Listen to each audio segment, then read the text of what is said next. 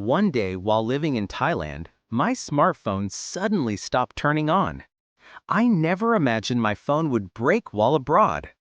This wasn't just about not being able to make calls, it was the beginning of a much bigger problem.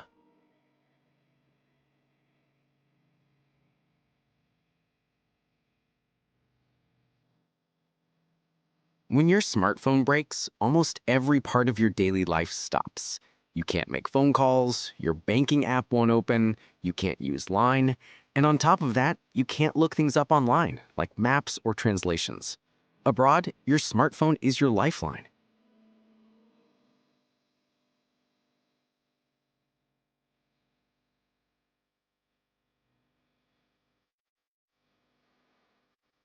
The first place I went was an AIS shop.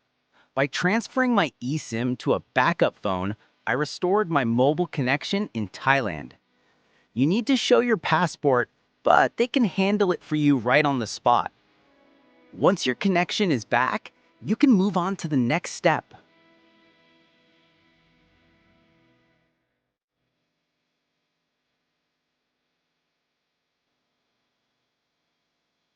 The Bangkok Bank app also stopped working. I couldn't use QR payments or make transfers. It was really inconvenient. So I went to a branch, verified my identity, and re-registered the app. You'll need your passport for this as well.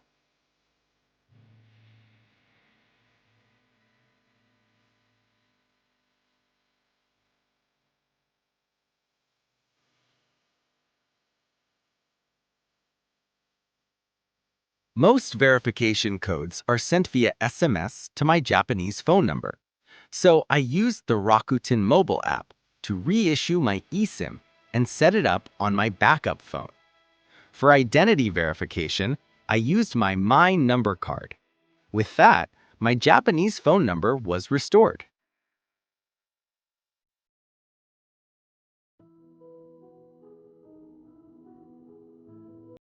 After restoring my Japanese phone number, I was finally able to verify my Line account.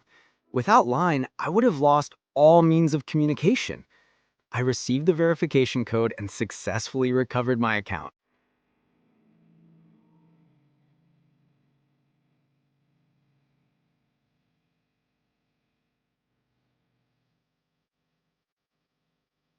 Thanks to my backup phone, I managed to get through the situation. But still, my familiar Pixel has a bigger screen and feels much more comfortable to use. Many smartphones sold in Thailand don't support NFC, so in the end, I bought the same model again in Japan and had a friend bring it to me when they came to Thailand.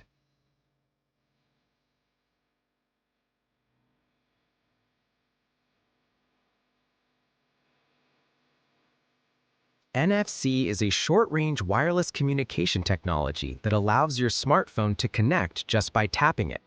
In Japan, it's used for mobile payments like Suica and Edi. However, some smartphones sold in Thailand don't support NFC, so you need to be careful when buying one.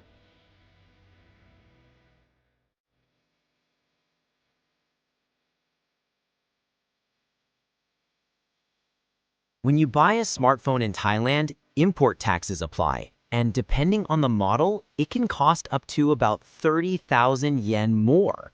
So I bought mine from an online store in Japan and asked a friend coming to Thailand to bring it for me. I gave them a small thank you gift and they were happy to help. If your smartphone breaks abroad, it's important to stay calm and deal with each problem one step at a time.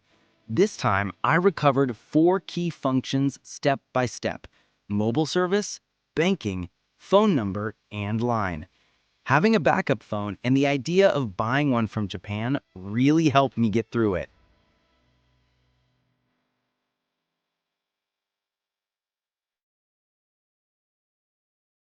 What would you do if your smartphone broke while abroad? Staying calm and knowing how to restore your daily life step by step can give you real peace of mind. I hope my experience can be of some help to you. If you found this video helpful, please give it a like and subscribe to my channel.